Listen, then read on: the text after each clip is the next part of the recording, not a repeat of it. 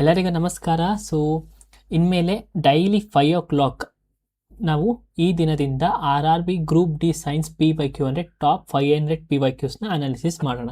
ಓಕೆನಾ? ಸೊ ನಮಗೆ ಯಾವಾಗಲೂ ಗ್ರೂಪ್ ಡಿಲಿ ಸ್ಟೂಡೆಂಟ್ಸ್ ಏನು ಕೇಳ್ತಿದ್ರು, ಸೈನ್ಸ್ ತುಂಬ ಕಷ್ಟ ಇರುತ್ತೆ ಅಂತಿದ್ರು. ಇನ್ನು ಮುಂದೆ ಆ ಟೆನ್ಷನ್ ಬೇಡ, ಸೈನ್ಸ್ ಫುಲ್ಲು ಬೇಸಿಕ್ಸ್ ಆಗಿ ಕೇಳ್ತಾರೆ. ಯಾವುದೇ ತರಹದ ನಿಮಗೆ ಡಿಫಿಕಲ್ಟ್ ಕ್ವಶನ್ಸ್ನ ಕೇಳಲ್ಲ. ನೀವು ಈ ಒಂದು ಟಾಪ್ 500 ಕ್ವಶನ್ಸ್ ಏನು ಸಂಪೂರ್ಣವಾಗಿ ಕಂಪ್ಲೀಟ್ ಮಾಡಿದ್ರೆ ನಿಮಗೆ ಸೈನ್ಸಲ್ಲಿ ನೀವು ಆರಾಮಾಗಿ 25 ಕ್ವಶನ್ಸ್ಗೆ ನೀವು ಆರಾಮಾಗಿ 20 ಕ್ವಶನ್ಸ್ನ ಆರಾಮಾಗಿ ಆನ್ಸರ್ ಮಾಡ್ಬೋದು. ಓಕೆನಾ? ನೀವು ಡೈಲಿ ನೀಟಾಗಿ ಕನ್ಸಿಸ್ಟೆಂಟಾಗಿ ಪ್ರಾಕ್ಟೀಸ್ ಮಾಡಿದ್ರೆ 25ಕ್ಕೆ 25 ತೆಗಿಯೋ ಚಾನ್ಸಸ್ಸು ನಿಮಗೆ ಜಾಸ್ತಿ ಇರುತ್ತೆ. ಏನು ಮಾಡಬೇಕಂತಂದರೆ ನಾನು ಏನೇನು ಹೇಳ್ಕೊಡ್ತೀನಿ ಅದನ್ನು ಮತ್ತೆ ನೀವು ರಿವೈಸ್ ಮಾಡಬೇಕು. ಮತ್ತು ಯಾವ ಟಾಪಿಕ್ ಮೇಲೆ ಜಾಸ್ತಿ ಬಂದಿದೆ ಕ್ವಶನ್ಸ್ ಆ ಒಂದು ಟಾಪಿಕ್ನ ನೀವು ಜಾಸ್ತಿ ಓದಬೇಕು. ಸರಿನಾ? So let's start our session. ಮೊದಲನೇದಾಗಿ, which of the following is usually connected in series in the domestic circuit. ಗೃಹ ವಿದ್ಯುತ್ ವಲಯದಲ್ಲಿ ಡೊಮೆಸ್ಟಿಕ್ ಸರ್ಕ್ಯೂಟ್ ಅಂತ ಕರಿತೀವಿ. ಸಾಮಾನ್ಯವಾಗಿ ಕೆಳಗಿನ ಯಾವುದನ್ನು ಸರಣಿಯಲ್ಲಿ ಸಂಪರ್ಕಿಸಲಾಗುತ್ತದೆ. ಸೊ ಇಲ್ಲಿ ಏನರ ಬಗ್ಗೆ ಮಾತಾಡ್ತಿದ್ದಾರೆ, ಡೊಮೆಸ್ಟಿಕ್ ಸರ್ಕ್ಯೂಟ್ ಸಿರೀಸ್ ಬಗ್ಗೆ ಮಾತಾಡ್ತಿದ್ದಾರೆ. ಈ ಡೊಮೆಸ್ಟಿಕ್ ಸರ್ಕ್ಯೂಟ್ಸ್ ಅಂತ ಬಂದರೆ ನಾವು ಎಲ್ಲಿ ಯೂಸ್ ಮಾಡ್ತೀವಿ? ಈ ಥರ ಒಂದು ಎಲೆಕ್ಟ್ರಿಕ್ ಸರ್ಕ್ಯೂಟ್ಸ್ನ ನಾವು ಮೇಜರ್ಲಿ ನಮ್ಮ ಆಫೀಸಲ್ಲಿ ಆಗಿರ್ಬೋದು ಅಥವಾ ಹೋಮಲ್ಲಿ ಆಗಿರ್ಬೋದು ಅಲ್ಲಿ ಯೂಸ್ ಮಾಡ್ತೀವಿ. ಓಕೆನಾ? ಯಾವುದು? ಡೊಮೆಸ್ಟಿಕ್ ಸರ್ಕ್ಯೂಟ್ಸ್ನ. ಈ ಸಿರೀಸ್ ಸರ್ಕ್ಯೂಟ್ಸ್ ಅಥವಾ ಡೊಮೆಸ್ಟಿಕ್ ಸರ್ಕ್ಯೂಟ್ಸ್ ಅಂದರೆ ಏನಂದರೆ, ಈಗ ಎಲೆಕ್ಟ್ರಿಕ್ ಸರ್ಕ್ಯೂಟಲ್ಲಿ 2 ಥರ ನಾವು ನೋಡ್ಬೋದು. ಒಂದು ಸಿರೀಸ್ ಅಂತ ಕರಿತೀವಿ, ಇನ್ನೊಂದು ಪ್ಯಾರಲಲ್ ಅಂತ ಕರಿತೀವಿ. ಇನ್ನೊಂದು ಪ್ಯಾರಲಲ್ ಎಲೆಕ್ಟ್ರಿಕ್ ಸರ್ಕ್ಯೂಟ್ ಅಂತ ಕರಿತೀವಿ. ಈ ಸಿರೀಸ್ ಎಲೆಕ್ಟ್ರಿಕ್ ಸರ್ಕ್ಯೂಟ್ ಅಂದರೆ ಏನಂದರೆ, ಈ ಒಂದು ವಯರ್, ಫಾರ್ ಎಕ್ಸಾಂಪಲ್ ಈಗ ಇದು ಒಂದು ಲೈಟ್ ಕಂಬ, ಈ ಲೈಟ್ ಕಂಬದಿಂದ ನಾವು ಎಲೆಕ್ಟ್ರಿಸಿಟಿನ ಮನೆಗೆ ತೊಗೊತಿದ್ದೀವಿ ಅಂತ ಅಂದ್ಕೊಳ್ಳಿ. ಓಕೆನಾ? ಇದು ಡೈರೆಕ್ಟ್ ಸೋರ್ಸ್ ಆಫ್ ಎಲೆಕ್ಟ್ರಿಸಿಟಿ ಬರ್ತೈತೆ. ಇಲ್ಲಿ ನಮಗೆ ಮೀಟ್ರ್ ಐತೆ, ಇದು ಒಂದು ಫ್ಯೂಸು, ಮತ್ತು ಇಲ್ಲಿ ಮೀಟ್ರ್ ಐತೆ. ಆಮೇಲೆ ಮಿಕ್ಕಿದು MCB ಕನೆಕ್ಟ್ ಆಗಿರುತ್ತೆ. ಇದೆಲ್ಲ ಏನಾಗಿರುತ್ತೆ, ಬೇರೆ ಈಗ ಹಾಲ್ದು ಕಿಚನ್ದು ಎಲ್ಲ ವಯರ್ಸ್ಗಳು ಇದಕ್ಕೆ MCB ಕನೆಕ್ಟ್ ಆಗಿರುತ್ತೆ. ಓಕೆನಾ? ಈ ಸಿರೀಸಲ್ಲಿ ಏನಾಗುತ್ತೆ ಅಂತಂದರೆ, ಇನ್ ಕೇಸ್ ಏನಾದರೂ ಇಲ್ಲಿ ಯಾವ್ದಾದ್ರು ಒಂದು ಕಾಂಪೊನೆಂಟ್ ಏನಾದ್ರು ಫೇಲ್ ಆಗಿದ್ರೆ ಇಲ್ಲಿ ಮುಂದಕ್ಕೆ ಎಲೆಕ್ಟ್ರಿಸಿಟಿ ಪಾಸ್ ಆಗಲ್ಲ. ಓಕೆನಾ? ಅದನ್ನು ನಾವು ಸಿರೀಸ್ ಕಾನ್ಸೆಪ್ಟ್ ಅಂತ ಕರಿತೀವಿ, ಸಿರೀಸ್ ಎಲೆಕ್ಟ್ರಿಕ್ ಸರ್ಕ್ಯೂಟ್ ಅಂತ ಕರಿತೀವಿ. ಈ ಪ್ಯಾರಲಲ್ ಎಲೆಕ್ಟ್ರಿಕ್ ಸರ್ಕ್ಯೂಟ್ ಅಂದ್ರೇನು? ಈಗ 2 ಲೈನ್ ಇರುತ್ತೆ, ಇದೇ ಥರ 2 ಲೈನ್ ಇರುತ್ತೆ. ಇನ್ ಕೇಸ್ ಏನಾದರೂ ಇದು ಒಂದು ಲೈನ್ ಏನಾದರೂ ಫೇಲ್ ಆದರೆ ಅಥವಾ ಇಲ್ಲಂತ ಏನಾದ್ರು ಒಂದು ಕಂಪಾರ್ಟ್ಮೆಂಟ್ ಅಥವಾ ಒಂದು ಕಾಂಪೊನೆಂಟ್ ಫೇಲ್ ಆದರೆ ಎಲೆಕ್ಟ್ರಿಸಿಟಿ ಇಲ್ಲಿಂದ ಪಾಸ್ ಆಗುತ್ತೆ. ಓಕೆನಾ? ಯಾವುದೇ ಥರ ಎಲೆಕ್ಟ್ರಿಸಿಟಿ ಬ್ರೇಕ್ಡೌನ್ ಆಗೋದು ನಾವು ಪ್ಯಾರಲಲ್ ಎಲೆಕ್ಟ್ರಿಕ್ ಸರ್ಕ್ಯೂಟ್ ಅಂತ ಕರಿತೀವಿ. ಸಿರೀಸ್ ಅಂತ ಅಂದರೆ ಒಂದು ಏನಾದರೂ ಫೇಲ್ ಆದರೆ, ಒಂದು ಕಾಂಪೊನೆಂಟ್ ಏನಾದರೂ ಫೇಲ್ ಆದರೆ ಇನ್ನು ಮಿಕ್ಕಿದ್ದು ಯಾವುದು ಕೂಡ ಎಲೆಕ್ಟ್ರಿಸಿಟಿ ಪಾಸ್ ಆಗಲ್ಲ. ಇದನ್ನು ನಾವು ಸಿರೀಸ್ ಎಲೆಕ್ಟ್ರಿಕ್ ಸರ್ಕ್ಯೂಟ್ ಅಂತ ಕರಿತೀವಿ. ಓಕೆನಾ? ಈಗ ಆಪ್ಷನ್ ನೋಡೋಣ. ಮೊದಲನೇ ಆಪ್ಷನ್ ಏನು ಕೊಟ್ಟಿದ್ದಾರೆ? ಫ್ಯಾನ್ ಅಂತ ಕೊಟ್ಟಿದ್ದಾರೆ. ಈಗ ಫ್ಯಾನ್ಗೂ ಈ ಸಿರೀಸ್ ಎಲೆಕ್ಟ್ರಿಕ್ ಸರ್ಕ್ಯೂಟ್ಗೂ ಯಾವುದೇ ಥರ ಏನೂ ಇಲ್ಲ. ಮತ್ತು ನಾವು ಕ್ವಶನ್ ಮೊದಲೇ ನೋಡೋದಾದರೆ ಡೊಮೆಸ್ಟಿಕ್ ಸರ್ಕ್ಯೂಟ್ ಅಂತ ಕೇಳಿದ್ದಾರೆ. ಈಗ ಡೊಮೆಸ್ಟಿಕ್ ಸರ್ಕ್ಯೂಟ್ ಅಂತಂದರೆ ಏನು? ನಾನು ಮುಂಚೆನೇ ಹೇಳಿದೆ, ಎಲ್ಲಿ ಯೂಸ್ ಮಾಡ್ತೀವಿ? ಹೋಮಲ್ಲಿ ಅಥವಾ ಆಫೀಸಲ್ಲಿ ಆ ಥರ ಒಂದು ಸರ್ಕ್ಯೂಟ್ಸ್ಗಳನ್ನ ನಾವು ಡೊಮೆಸ್ಟಿಕ್ ಸರ್ಕ್ಯೂಟ್ಸ್ ಅಂತ ಯೂಸ್ ಮಾಡ್ತೀವಿ. ಈಗ ನಮ್ಮ ಮನೆಯಲ್ಲಿ ಏನಾದರೂ ಒಂದು ಫೇಲ್ ಆದರೆ ಇಡೀ ನಮ್ಮ ಮನೆ ಕರೆಂಟ್ ಬರಲ್ಲ ಅಂತ ಯಾವುದಾದ್ರೂ ನಮ್ಗೆ ಏನಾದರೂ ಗೊತ್ತಿದ್ರೆ ನಾವು ಅದನ್ನು ಏನಂತ ಕರಿಬೋದು? ಅಥವಾ ಫಾರ್ ಎಕ್ಸಾಂಪಲ್ ನಾವು ಹೇಳೋದಾದರೆ ಫ್ಯೂಸ್ ಅಂತ ಕರಿತೀವಿ. ಓಕೆನಾ? ಫ್ಯೂಸ್ ಅಂತ ನಾವು ಕರಿತೀವಿ. ಈ ಫ್ಯೂಸ್ಗೆ ಈ ಫ್ಯೂಸಿಂದ ನಮಗೆ ಕರೆಂಟ್ ಪಾಸ್ ಆಗ್ತಿಲ್ಲ ಅಂತ ಅಂದರೆ ನಮ್ಮ ಮನೆಯಲ್ಲಿ ನಮಗೆ ಕರೆಂಟೇ ಇರೋಲ್ಲ. ಯಾಕಂದರೆ ಈ ಫ್ಯೂಸ್ ಯಾಕೆ ನಾವು ಯೂಸ್ ಮಾಡ್ತೀವಿ ಅಂತಂದರೆ, ಹೈ ವೋಲ್ಟೇಜ್ ಅಥವಾ ಕರೆಂಟ್ ಏನಾದರೂ ಬಂದರೆ ಆ ಫ್ಯೂಸ್ ಏನಾಗುತ್ತೆ, ಫ್ಯೂಸಲ್ಲಿರೋಂಥ ಒಂದು ಕನೆಕ್ಷನ್ನು ಬ್ರೇಕ್ ಆಗುತ್ತೆ. Because high voltage current pass ಆದರೆ ಶಾರ್ಟ್ ಸರ್ಕ್ಯೂಟ್ ಆಗೋ ಚಾನ್ಸಸ್ ಜಾಸ್ತಿ ಇರುತ್ತೆ. ಇನ್ ಕೇಸ್ ಏನಾದರೂ ಫ್ಯೂಸ್ ಇಲ್ಲ ಅಂತಂದರೆ ಡೈರೆಕ್ಟ್ ಏನಾಗುತ್ತೆ, ನಾವು ಯಾವ ಅಪ್ಲೈನ್ಸಸ್ ಕನೆಕ್ಟ್ ಮಾಡಿರ್ತೀವಲ್ವ ಎಲೆಕ್ಟ್ರಿಸಿಟಿಗೆ, ಆ ಒಂದು ಅಪ್ಲೈನ್ಸಸ್ಗೆ ನಮಗೆ ಶಾರ್ಟ್ ಸರ್ಕ್ಯೂಟ್ ಆಗೋ ಸಾಧ್ಯತೆ ಜಾಸ್ತಿ ಇರುತ್ತೆ. ಅದಕ್ಕೋಸ್ಕರ ನಾವು ಫ್ಯೂಸ್ನ ಬಳಸ್ತೀವಿ. ಸೊ ಈಗ ಈ ಫ್ಯೂಸ್ ಏನಾದರೂ ವರ್ಕ್ ಆಗ್ತಿಲ್ಲ ಅಂದರೆ ನಮ್ಮ ಇಡೀ ಮನೆಗೆ ಕರೆಂಟ್ ಇರಲ್ಲ. ಓಕೆನಾ? ಸೊ ಈಗ ಆಪ್ಷನಲ್ಲಿ ಯಾವ್ದು ಕೊಟ್ಟಿದ್ದಾರೆ ನೋಡಿ, ಮೇನ್ ಫ್ಯೂಸ್ ಅಂತ ಡೈರೆಕ್ಟಾಗಿ ಕೊಟ್ಬಿಟ್ಟಿದ್ದಾರೆ. ಮೇನ್ ಫ್ಯೂಸ್ ಅಂತ ಡೈರೆಕ್ಟಾಗಿ ಕೊಟ್ಟಿದ್ದಾರೆ. ಸೊ ಸಿರೀಸ್ ಕನೆಕ್ಷನ್ ಏನು? In series connection components are connected one after the another. Components 1 by 1 connect ಆಗಿರುತ್ತೆ. ಸೊ ಈಗ ಒಂದೇನಾದ್ರು ಫೇಲ್ ಆಗೋದ್ರೆ ಏನಾಗುತ್ತೆ ನೋಡಿ, ಈ ಇಮೇಜಲ್ಲಿ ಇದು ಬಿಡಿ, ಈಗ ಇದು ಮೇನ್ ಫ್ಯೂಸು. ಈ ಮೇನ್ ಫ್ಯೂಸ್ಗೆ ಇವೆಲ್ಲ ಕನೆಕ್ಟ್ ಆಗಿದೆ. In case main fuse fail ಆಗೋಯ್ತು ಅಂದರೆ ಇದೆಲ್ಲನೂ ಕೂಡ ಫೇಲೆ. ಆದರೆ ಪ್ಯಾರಲಲ್ ಕನೆಕ್ಷನ್ ಹಂಗಲ್ಲ. ಈ ಪ್ಯಾರಲಲ್ ಕನೆಕ್ಷನ್ ನೋಡಿ, ಇಲ್ಲಿಗೂ ಎಲೆಕ್ಟ್ರಿಸಿಟಿ ಕೊಟ್ಟಿರ್ತಾರೆ, ಇಲ್ಲೂ ಎಲೆಕ್ಟ್ರಿಸಿಟಿ ಕೊಟ್ಟಿರ್ತಾರೆ. ಇನ್ ಎಕ್ಸಾಂಪಲ್ ಏನಾದರೂ ಇದು ಫೇಲ್ ಆದರೆ ಇಲ್ಲೆಲ್ಲ ಎಲೆಕ್ಟ್ರಿಸಿಟಿ ಪಾಸ್ ಆಗ್ತಾನೆ ಇರುತ್ತೆ. ಅದನ್ನು ನಾವು ಪ್ಯಾರಲಲ್ ಕನೆಕ್ಷನ್ ಅಂತ ಕರಿತೀವಿ. ಓಕೆನಾ? ಸೊ ಈಗ ಡೊಮೆಸ್ಟಿಕ್ ಸರ್ಕ್ಯೂಟ್ ಎಲ್ಲಿ ಯೂಸ್ ಮಾಡ್ತೀವಿ? ಎನರ್ಜಿ ಮೀಟರ್ ಆಗಿರ್ಬೋದು, main fuse, main switch, distribution board, appliances, ಇದನ್ನೆಲ್ಲ ನಾವೇನಂತ ಕರಿತೀವಿ? ಡೊಮೆಸ್ಟಿಕ್ ಸರ್ಕ್ಯೂಟ್ ಅಂತ ಕರಿತೀವಿ. ಸರಿನಾ? ಎರಡನೇ question, A farmer stores grains from his crop yield in a damp and the warm room. Damp ಅಂತಂದರೆ ಸ್ವಲ್ಪ ತೇವಾಂಶ ಅಂತ. After a few weeks, the grains get spoiled and their quality reduces. What is most likely reason for this? ಒಬ್ಬ ರೈತನು ತನ್ನ ಬೆಳೆಯಿಂದ ಪಡೆದ ಧಾನ್ಯಗಳನ್ನು ತೇವಾಂಶ ಮತ್ತು ಬಿಸಿಯುಳ್ಳ ಕೊಠಡಿಯಲ್ಲಿ ಸಂಗ್ರಹಿಸುತ್ತಾನೆ. ಕೆಲವು ವಾರಗಳ ನಂತರ ಧಾನ್ಯಗಳು ಹಾಳಾಗುತ್ತವೆ ಮತ್ತು ಅವುಗಳ ಪ್ರಮಾಣವು ಕಡಿಮೆಯಾಗುತ್ತದೆ. ಇದಕ್ಕೆ ಅತ್ಯಂತ ಸಂಭಾವನಿಕ ಕಾರಣ ಏನು? ಇವಾಗ ಈ ಸೀರಿಯಲ್ಸ್ ಅಥವಾ ಒಂದು ಕಾಳುಗಳನ್ನ ಯಾವುದಾದ್ರೂ ನೆನೆಸ್ಬಿಟ್ಟು ಅಂದರೆ ವೆಟ್ಟಾಗಿ ಅಂದರೆ ತೇವಾಂಶ ಇದ್ದಂಥ ಒಂದು ಕಾಳನ್ನ ವಾಮ್ ಅಂದರೆ ಬಿಸಿಯಾಗಿರೋಂಥ ಒಂದು ರೂಮಲ್ಲಿ ನಾವೇನಾದ್ರು ಇಕ್ಕಿದ್ರೆ ಏನಾಗುತ್ತೆ ಅಂದರೆ ಮೊದಲನೇ ರೀಸನ್ ಏನು, ಈಗ ಏನಾದ್ರು ತೇವ ಆಗಿದ್ರೆ ಅಲ್ಲಿ ಏನು ಚಾನ್ಸಸ್ ಇರುತ್ತೆ, ಫಂಗೈ ಬೆಳೆಯೋ ಚಾನ್ಸಸ್ ಜಾಸ್ತಿ ಇರುತ್ತಾ. ಅದಲ್ಲಿ ಬ್ಯಾಕ್ಟೀರಿಯಾ ಇರುತ್ತಲ್ವಾ, ಬ್ಯಾಕ್ಟೀರಿಯಾ ಏನಾಗುತ್ತೆ, ಈಗ ತೇವಾಂಶ ಇದ್ದರೆ ಬ್ಯಾಕ್ಟೀರಿಯಾ 1 to 2 ಆಗುತ್ತೆ, ಅಂದರೆ ಬ್ಯಾಕ್ಟೀರಿಯಾ ಕಾಸಸ್ಸು ಜಾಸ್ತಿ ಆಗುತ್ತೆ. ಇನ್ನು ಮೂರನೇದು ಏನಂದರೆ ಒಳಗಡೆ ಅದು ಇನ್ಸೆಕ್ಟ್ಸ್ಗಳಿರುತ್ತೆ. ಈಗ ಯಾವುದೇ ಒಂದು ಹಣ್ಣು ತೊಗೊಂಡ್ರು ಅಥವಾ ಸೀರಿಯಲ್ಸ್ ತೊಗೊಂಡ್ರು ಸಣ್ಣ ಪ್ರಮಾಣದಲ್ಲಿ ಇನ್ಸೆಕ್ಟ್ಸ್ ಇರುತ್ತೆ. ಇನ್ ಕೇಸ್ ಏನಾದ್ರು ಹುಳ ತಿನ್ನುತ್ತೈತೆ ಅಂತ ಅಂದ್ಕೊಳ್ಳಿ, ಆ ಹುಳ ತಿಂತಿದ್ರೆ ಏನಾಗುತ್ತೆ, ತಿಂತ ಹುಳಗಳು ಬ್ರೀಡ್ ಆಗೋಕ್ಕೆ ಸ್ಟಾರ್ಟ್ ಆಗುತ್ತೆ ಅಲ್ವಾ. ಸೊ ಇವಾಗ ಏನಾಗುತ್ತೆ, ಕಾಳು ಇವಾಗ ಹುಳ ತಿಂತಾ ಇದ್ರೆ ಕಾಳು ಡಿಕ್ರೀಸ್ ಅಂದರೆ ಅದ್ರ ಸೈಜ್ ಕೂಡ ಕಡಿಮೆ ಆಗ್ತಾ ಬರುತ್ತೆ. ಸೊ ಇದಕ್ಕೆ ರೀಸನ್ ಏನಪ್ಪ ಅಂತಂದರೆ ಆಪ್ಷನ್ ನೋಡಿದ್ರೆ ಪುವರ್ ಇರಿಗೇಷನ್ ಬಿಫೋರ್ ಹಾರ್ವೆಸ್ಟಿಂಗ್ ಅಂತ ಕೊಡ್ತಾರೆ. ಕೊಯ್ಲಿಗೆ ಮೊದಲು ಸರಿಯಾದ ನೀರಾವರಿ ಮಾಡಿರುವುದಿಲ್ಲ. ಈಗ ನೀರಾವರಿ ಮಾಡಿದಾಗ ನಮಗೆ ಸೀರಿಯಲ್ಸ್ ಬರೋದಂದರೆ ಕಾಳುಗಳು ನಮಗೆ ಸಿಗೋದು ಆಪ್ಷನ್ ತಪ್ಪಾಗಿರುತ್ತೆ. Grains were eaten by birds and insects. ಇಲ್ಲಿ ಯಾವುದೇ ಥರ ಬರ್ಡ್ಸ್ಗಳು ಬರುತ್ತೆ ಅಂತಲೂ ನಮಗೆ ಹೇಳಿಲ್ಲ. ಮೂರನೇ option grains got washed away with water. ಧಾನ್ಯಗಳು ನೀರಿನಿಂದ ಕೊಚ್ಚಿಕೊಂಡು ಹೋದವು. ಈಗ ನೀರಿನಿಂದ ಕೊಚ್ಕೊಂಡು ಹೋದಕ್ಕೆ ಅದು ನಾವು ಏನು ಫುಲ್ ನೀರಲ್ಲೇ ಬಿಟ್ಬಿಟ್ಟಿಲ್ಲ, ಅದನ್ನು ಜಸ್ಟ್ ತೇವಾಂಶ ಅಂದರೆ ವೆಟ್ ಮಾಡಿದ್ರು ಅಷ್ಟೇ. ಸೊ ಲಾಸ್ಟ್ ಆಪ್ಷನ್ ಏನು, ಸ್ಟೋರೇಜ್ ಕಂಡೀಷನು ಕರೆಕ್ಟ್ ಆಗಿಲ್ಲ. ಸೊ ನಾವು ಯಾವುದೇ ಕಾಳು ಮಡಗ್ತೀವಿ ಅಂತಂದ್ರೂ ಅದನ್ನು ಒಣಗಿಸ್ಬಿಟ್ಟು ಮಡಗಬೇಕು, ಅವಾಗೇ ಅಷ್ಟೇ ನಮಗೆ ಒಂದು ಗುಡ್ ಕಂಡೀಷನಲ್ಲಿ ಆ ಪ್ರಾಡಕ್ಟ್ನ ನಾವು ನೋಡ್ಬೋದು. ನಾವು ಮನೇಲಿ ನೋಡ್ಬೇಕಾದ್ರೆ ಅಷ್ಟೇ, ಏನಾದ್ರು ತೇವ ಆಗೋದ್ರೆ ಅದನ್ನು ನಾವು ಮನೇಲಿ ಮಾಡಿಸಲ್ಲ. ಮನೇಲಿ ಅಮ್ಮ ಏನು ಮಾಡ್ತಾರೆ, ಬಿಸಿಲಿಗೆ ಒಣಗಿಸ್ಬಿಟ್ಟು ಆಮೇಲೆ ಎತ್ತಿಡ್ತಾರೆ. ಓಕೆನಾ. ನೋಡಿ, ಫಂಗೈ ಗ್ರೋತ್ ಆಗುತ್ತೆ, ಬ್ಯಾಕ್ಟೀರಿಯಾ ಮಲ್ಟಿಪ್ಲೈ ಆಗುತ್ತೆ, ನೋಡಿ ಇನ್ಸೆಕ್ಟ್ಸ್ ಬ್ರೀಡಿಂಗ್ ಜಾಸ್ತಿ ಆಗುತ್ತೆ. ಮಾಯ್ಸ್ಚರ್ ಕಾಸಸ್ ಏನು, ಗ್ರೈನ್ಸ್ ಟು ರಾಟ್ ಅಂದರೆ ಆ ಒಂದು ಜಾಸ್ತಿ ಮಾಯ್ಸ್ಚರ್ ಇದ್ದರೆ ಅದು ಹಾಳಾಗೋ ಚಾನ್ಸಸ್ ಜಾಸ್ತಿ ಇರುತ್ತೆ. Which term describes the closeness of particles in solid? ಘನ ಪದಾರ್ಥಗಳಲ್ಲಿ ಕಣಗಳ ಒಂದಕ್ಕೊಂದು ತುಂಬ ಹತ್ತಿರವಾಗಿರುವ ಸ್ಥಿತಿಯನ್ನು ಯಾವ ಪದ ವಿವರಿಸುತ್ತದೆ? ಸೊ ಘನದ ಅಂದ್ರೇನು, ಸಾಲಿಡ್. ಈ ಸಾಲಿಡ್ ಒಳಗಡೆ ಏನಿರುತ್ತೆ, ಪಾರ್ಟಿಕಲ್ಸು ಟೈಟಾಗಿ ಪ್ಯಾಕ್ಡ್ ಆಗಿರುತ್ತೆ. ಓಕೆನಾ. ಏನಾಗುತ್ತೆ, ಟೈಟಾಗಿ ಪ್ಯಾಕ್ಡ್ ಆಗಿರುತ್ತೆ. ಏನು, ಮ್ಯಾಟರ್ ಆಟಮ್ಸ್ಗಳು ಟೈಟ್ಲಿ ಪ್ಯಾಕ್ಡ್ ಆಗಿರುತ್ತೆ. ಸೊ ಈ ಟೈಟ್ಲಿ ಪ್ಯಾಕ್ಡ್ ಆಗಿರೋದು ನಾವು ಏನಂತ ಕರಿತೀವಿ, ಇಂಟರ್ ಪಾರ್ಟಿಕ್ಯುಲರ್ ಸ್ಪೇಸ್ ಅಂತ ಕರಿತೀವಿ. ಸಾಲಿಡಲ್ಲೇನು ಇಂಟರ್ ಪಾರ್ಟಿಕ್ಯುಲರ್ ಸ್ಪೇಸು ತುಂಬ ಕಡಿಮೆ ಇರುತ್ತೆ. ಅದಕ್ಕೋಸ್ಕರ ನಾವೇನು ಮಾಡ್ತೀವಿ, ಅದನ್ನು ಕ್ಲೋಸ್ನೆಸ್ ವಿಚ್ ಟರ್ಮ್ ಅಂದರೆ the inter particular space closeness of a particle in solids. ಅಂದರೆ ಈ ಸಾಲಿಡ್ಸಲ್ಲಿ ಎಲ್ಲ ಏನಾಗಿರುತ್ತೆ ನೋಡಿ, ಈ ಥರ ಕವರ್ ಆಗಿರುತ್ತೆ ಸಾಲಿಡು. ಈಗ ಇದು ಸಾಲಿಡ್ ಅಂತಂದರೆ ಈ ಸಾಲಿಡ್ ಈ ಒಂದು ಆಟಮ್ಸ್ ಮಧ್ಯೆ ಸ್ಪೇಸ್ ಇರುತ್ತಲ್ಲ ಅದನ್ನು ಇಂಟರ್ ಪಾರ್ಟಿಕ್ಯುಲರ್ ಸ್ಪೇಸ್ ಅಂತ ಕರಿತೀವಿ. ಅದ್ರ ಕ್ಲೋಸ್ನೆಸ್ ಈ ಪಾರ್ಟಿಕಲ್ಸ್ನ ಕ್ಲೋಸ್ನೆಸ್ ಜಾಸ್ತಿ ಇರುತ್ತೆ ಮತ್ತು ಸ್ಪೇಸು ಕಡಿಮೆ ಇರುತ್ತೆ. ಅದನ್ನು ನಾವೇನಂತ ಕರಿತೀವಿ ಅಂದರೆ ಇಂಟರ್ ಪಾರ್ಟಿಕ್ಯುಲರ್ ಸ್ಪೇಸ್ ಅಂತ ಕರಿತೀವಿ. ಈಗ ನಾವು ನೋಡೋದಾದರೆ ಮ್ಯಾಟರಲ್ಲಿ 3 ಥರ ಸ್ಟೇಟ್ ಇರುತ್ತೆ, ಒಂದು ಸಾಲಿಡು, ಲಿಕ್ವಿಡು, ಗ್ಯಾಸು. ಈಗ ಸಾಲಿಡಲ್ಲಿ ಈ ಮಧ್ಯೆ ಸ್ಪೇಸ್ ಐತೆ ನೋಡಿ, ಈ ಮಾಲಿಕ್ಯೂಲ್ಸ್ ಮಧ್ಯದಲ್ಲಿ ಇಲ್ಲೊಂದು ಆಟಮ್ ಇದ್ರ ಕೆಳಗಡೆ ಸ್ಪೇಸ್ ಐತೆ ಅಲ್ಲಿ, ಇದನ್ನು ಇಂಟರ್ ಪಾರ್ಟಿಕ್ಯುಲರ್ ಸ್ಪೇಸ್ ಅಂತ ಕರಿತೀವಿ. ಸಾಲಿಡ್ಸಲ್ಲಿ ಇಂಟರ್ ಪಾರ್ಟಿಕ್ಯುಲರ್ ಸ್ಪೇಸ್ ಕಡಿಮೆ ಇರುತ್ತೆ, ಲಿಕ್ವಿಡ್ಸಲ್ಲಿ ಇಂಟರ್ ಪಾರ್ಟಿಕ್ಯುಲರ್ ಸ್ಪೇಸ್ ಜಾಸ್ತಿ ಇರುತ್ತೆ. ನೋಡಿ ಇಲ್ಲೂ ಎಷ್ಟು ಸ್ಪೇಸ್ ಐತೆ ಅಲ್ವಾ. ಬಟ್ ಗ್ಯಾಸ್ಗೆ ಹೋದರೆ ಲಿಕ್ವಿಡ್ಗಿಂತಲೂ ಗ್ಯಾಸಲ್ಲಿ ಇಂಟರ್ ಪಾರ್ಟಿಕ್ಯುಲರ್ ಸ್ಪೇಸ್ ಏನಿರುತ್ತೆ ಇನ್ನೂ ಜಾಸ್ತಿ ಇರುತ್ತೆ. What is are the general products of the reaction between the non metallic oxide and a base? ಅಲೋಹಿಯಾ ಆಕ್ಸೈಡ್ಸ್, ನಾನ್ ಮೆಟಾಲಿಕ್ ಆಕ್ಸೈಡ್ಸ್ ಮತ್ತು ಕ್ಷಾರ ಬೇಸ್ ನಡುವಿನ ರಾಸಾಯನಿಕ ಕ್ರಿಯೆ ಸಾಮಾನ್ಯ ಉತ್ಪನ್ನ ಯಾವುದು? ಸೊ ಇಲ್ಲಿ ಎಂತ್ರ ಬಗ್ಗೆ ಮಾತಾಡ್ತಿದ್ದಾರೆ, ಕೆಮಿಕಲ್ ರಿಯಾಕ್ಷನ್ ಬಗ್ಗೆ ಮಾತಾಡ್ತಿದ್ದಾರೆ. ಯಾವುದು, ಕೆಮಿಕಲ್ ರಿಯಾಕ್ಷನ್ ಬಗ್ಗೆ ಮಾತಾಡ್ತಿದ್ದಾರೆ.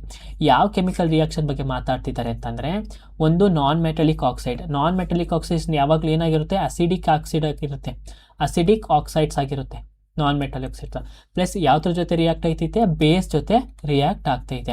ಸೊ ಈಗ ಆ್ಯಸಿಡ್ಡು ಬೇಸ್ ಜೊತೆ ರಿಯಾಕ್ಟ್ ಆದರೆ ಏನಂತ ಕರಿತೀವಿ, ಅದನ್ನು ನ್ಯೂಟ್ರಲೈಸೇಷನ್ ಅಂತ ಕರಿತೀವಿ, ನ್ಯೂಟ್ರಲೈಸೇಷನ್ ರಿಯಾಕ್ಷನ್ ಅಂತ ಕರಿತೀವಿ.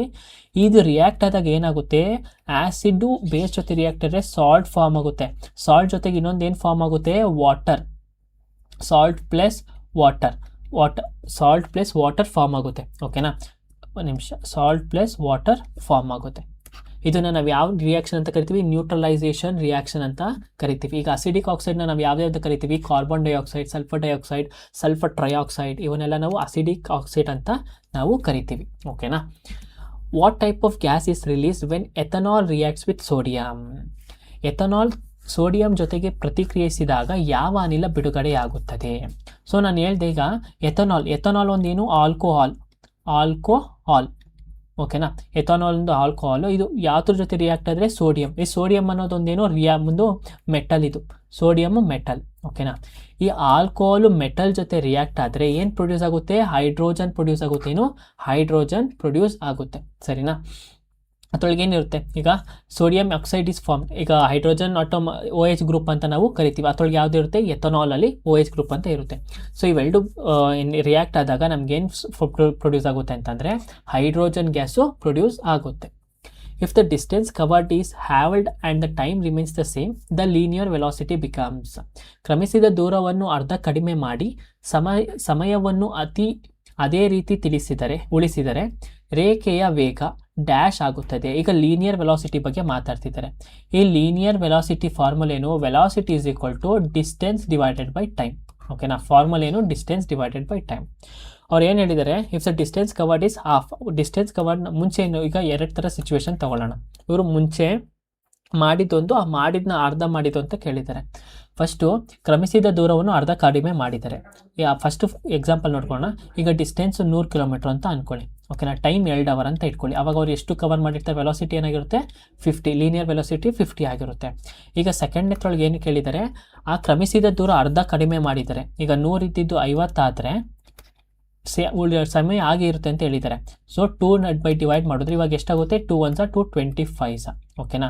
ಸೊ ಈಗ ಲೀನಿಯರ್ ವೆಲಾಸಿಟಿ ಏನಾಗುತ್ತೆ ಅಂತ ಕೇಳ್ತಾರೆ. ಮುಂಚೆ ಲೀನಿಯರ್ ವೆಲಾಸಿಟಿ ಎಷ್ಟಿತ್ತು, 50 ಇತ್ತು. ಇವಾಗ ಎಷ್ಟಾಯಿತು, 25 ಆಯಿತು. ಅಂದರೆ ಇದು ಅರ್ಧ ಕಡಿಮೆ ಆಗಿದೆ. ಅಂದರೆ ಏನಾಗುತ್ತೆ, ಅರ್ಧ ಕೂಡ ಕಡಿಮೆ ಆಗಿದೆ. ಅಂದರೆ ಲೀನಿಯರ್ ವೆಲಾಸಿಟಿ ಏನಾಗುತ್ತೆ, ಹಾಫ್ ಆಗುತ್ತೆ. ಅಂದರೆ ಅರ್ಧ ಆಗುತ್ತೆ ಓಕೆನಾ. ನೋಡಿ ಎಷ್ಟು ಈಸಿ ಅಲ್ವಾ.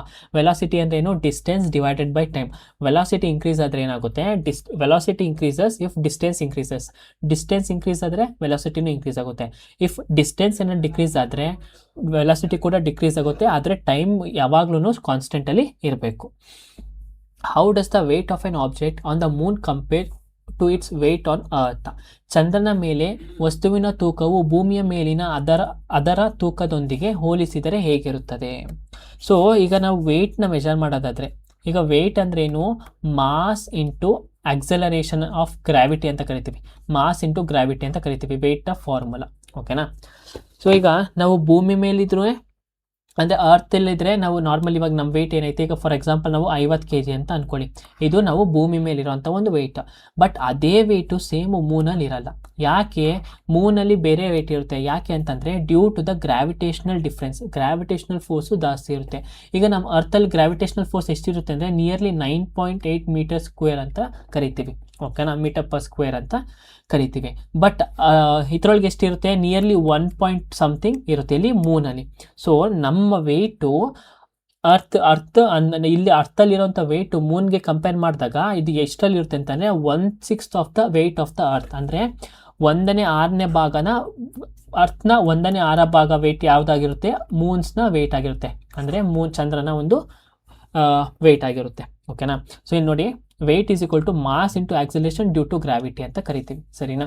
ಅರ್ತ್ ಗ್ರಾವಿಟಿ ಎಷ್ಟು, 9 meter per second square. Moon's gravity ಎಷ್ಟು, 1.62 ಮೀಟರ್ ಪರ್ ಸೆಕೆಂಡ್ ಸ್ಕ್ವೇರ್ ಅಂತ ಕರಿತೀವಿ.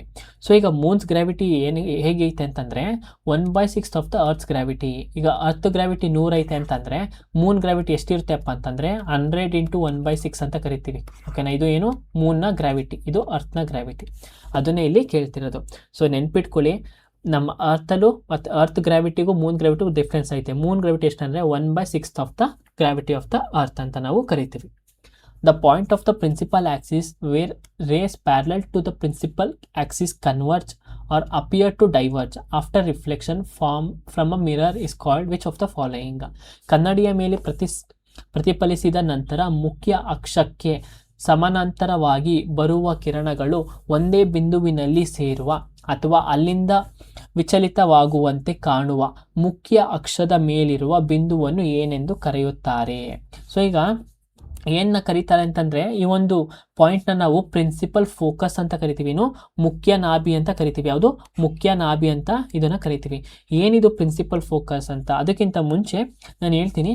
ಈಗ ಕಾನ್ವೆಕ್ಸ್ ಮಿರರಲ್ಲಿ ಏನಾಗುತ್ತೆ, ಅದು ಅಪಿಯರ್ಸ್ ಟು ಡೈವರ್ಜ್ ಅಂದರೆ ಅಲ್ಲಿಂದ ವಿಚಲಿತವಾಗುವಂತೆ ಕಾಣುತ್ತದೆ, ಎಲ್ಲಿ convex mirror. But concave mirror ಏನಾಗುತ್ತೆ, ಡೈರೆಕ್ಟಾಗಿ ಅದು ಕನ್ವರ್ಜ್ ಆಗುತ್ತೆ.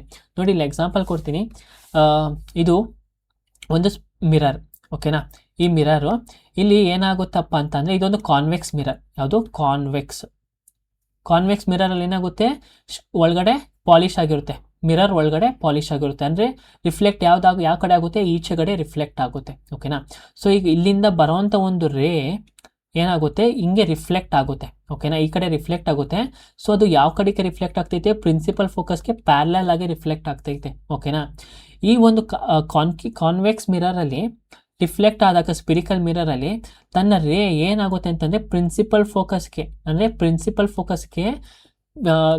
ಅಂದರೆ ಕನ್ವರ್ಜ್ ಆಗೋ ಥರ, ಮೀಟ್ ಆಗೋ ಥರ ಕಾಣಿಸುತ್ತೆ, ಆದರೆ ಮೀಟ್ ಆಗ್ತಿಲ್ಲ, ಏಕೆಂದರೆ ಇದು ವಾಪಸ್ ಈ ಕಡೆ ಹೋಗ್ತೈತೆ, ಓಕೆನಾ. ಅದನ್ನು ನಾವು ಕಾನ್ವೆಕ್ಸ್ ಮಿರರ್ ನೋಡ್ತೀವಿ. ಬಟ್ ಕಾನ್ಕೇವ್ ಮಿರರಲ್ಲಿ ಹೇಗೆ ಅಂತಂದರೆ ಅದು ಈ ಕಡೆ ಸರ್ಫೇಸ್ ಆಗಿರುತ್ತಾ, ಅಂದರೆ ಕಾನ್ವೆಕ್ಸ್ ಮಿರರಲ್ಲಿ ಈಚೆಗಡೆ ಸರ್ಫೇಸಲ್ಲಿ ಪಾಲಿಶ್ಡ್ ಆಗಿರುತ್ತೆ, ಒಳಗಡೆ ಸರ್ಫೇಸಲ್ಲಿ ರಿಫ್ಲೆಕ್ಷನ್ ನಡೆಯುತ್ತೆ.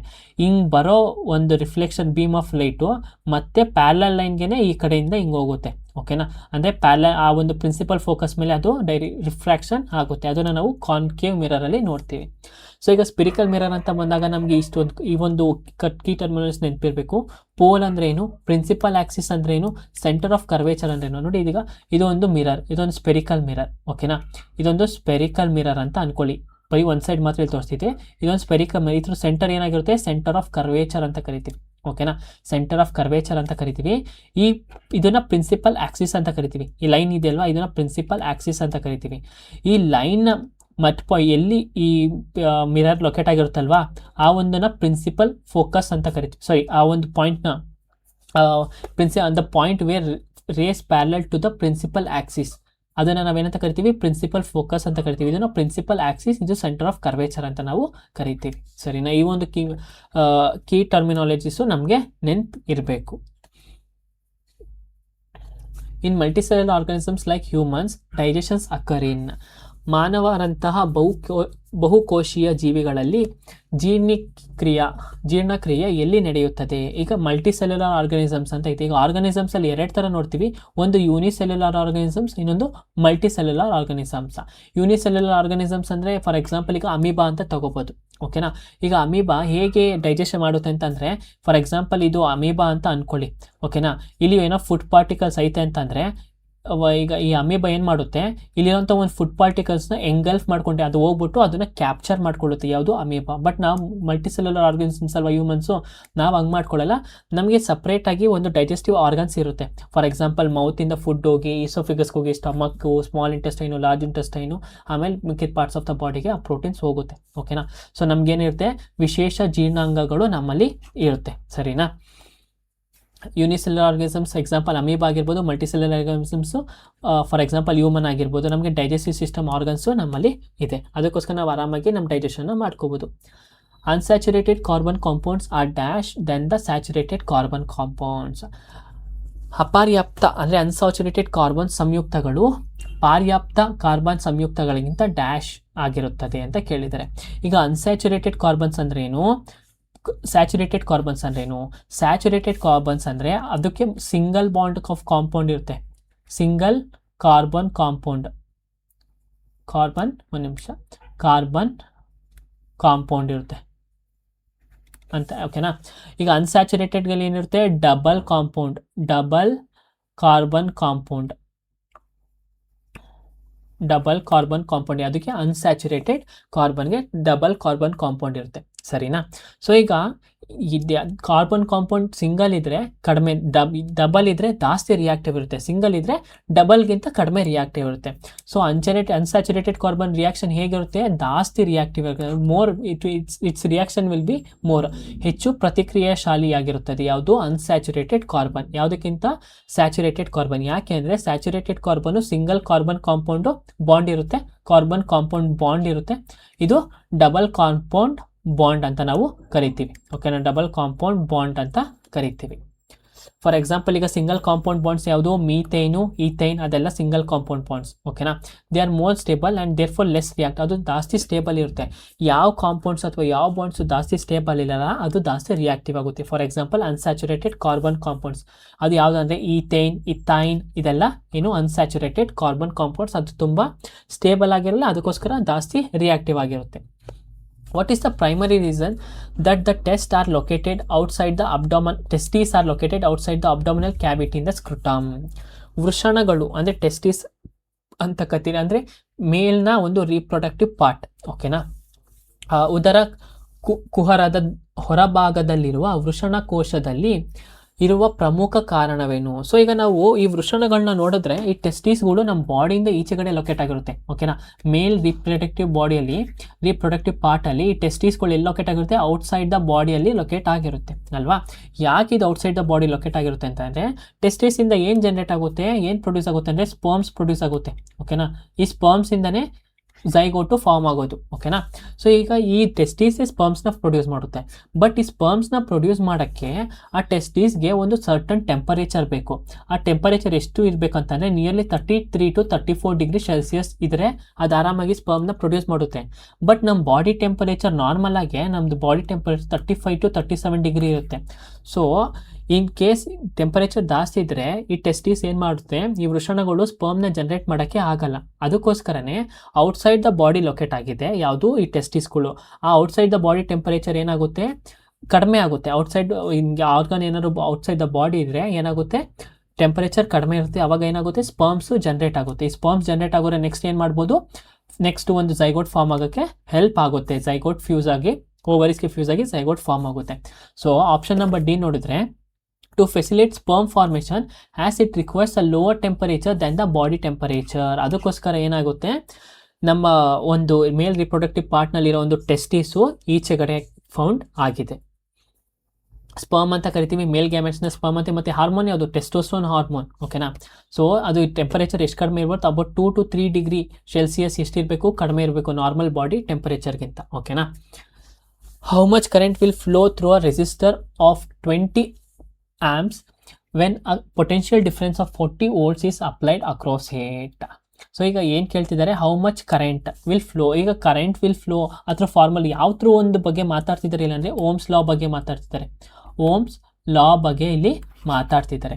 ಈ ಓಮ್ಸ್ ಲಾ ಏನು ಹೇಳುತ್ತೆ ಅಂತಂದರೆ, ಅಂದರೆ ಐ ಅಂದರೆ ಏನು, ಕರೆಂಟ್. ಈಗ ನಮಗೆ ಕರೆಂಟ್ ಕೇಳಿದಾರಲ್ವ, ಕರೆಂಟ್ನ ಹೇಗೆ ನಾವು ಕಂಡುಹಿಡಿತೀವಿ, how much current will flow ಅಂತ, ಎಷ್ಟು ಫ್ಲೋ ಆಗುತ್ತೆ ಕರೆಂಟಿನ ಅಂತ ಕಂಡುಹಿಡಿತಂದರೆ ನಾವೇನು ಮಾಡ್ತೀವಿ ಅಂತಂದರೆ, ಈಗ ಪೊಟೆನ್ಷಿಯಲ್ ಡಿಫ್ರೆನ್ಸ್ ಆಫ್ ಎಷ್ಟು ವೋಲ್ಟ್ಸು ಡಿವೈಡೆಡ್ ಬೈ ಏನು, ಇದು ರೆಸಿಸ್ಟೆನ್ಸ್ ಓಕೆನಾ. ಐ ಅಂದರೆ ಕರೆಂಟ್ನ ಕಂಡುಹಿಡಿಯೋಕ್ಕೆ ನಾವೇನು ಮಾಡ್ತೀವಿ, ವೋಲ್ಟ್ಸ್ ಡಿವೈಡೆಡ್ ಬೈ ರೆಸಿಸ್ಟೆನ್ಸ್ ಅಂತ ಒಂದು ಫಾರ್ಮುಲಾನ ನಾವು ಯೂಸ್ ಮಾಡ್ತೀವಿ. ಸೊ ಈ ಫಾರ್ಮುಲಾನ ಯೂಸ್ ಮಾಡಿ ನಾವು ಯೂಸ್ ಮಾಡಿದ್ರೆ ಸಾಲ್ವ್ ಮಾಡೋಣ. ಕರೆಂಟ್ನ ಕಂಡುಹಿಡಿಯೋಕ್ಕೆ ಹೇಳಿದರೆ ರೆಸಿಸ್ಟರ್ ಎಷ್ಟು 20, ಆದಮೇಲೆ ಪೊಟೆನ್ಷಿಯಲ್ ಡಿಫ್ರೆನ್ಸ್ ಆಫ್ 40 ವೋಲ್ಟ್ಸ್ ಅಂತ ಕೇಳಿದ್ದಾರೆ. 2 ಕ್ಯಾನ್ಸಲ್, 2 1s 2 2s. ಸೊ ಎಷ್ಟು ಆ್ಯಂಪ್ಸ್ ಆಗುತ್ತೆ, ಆ್ಯಂಪ್ಸ್ ಇದೆ 2 amps ಇಲ್ಲಿದೆ, ampere will be the answer ಓಕೆನಾ.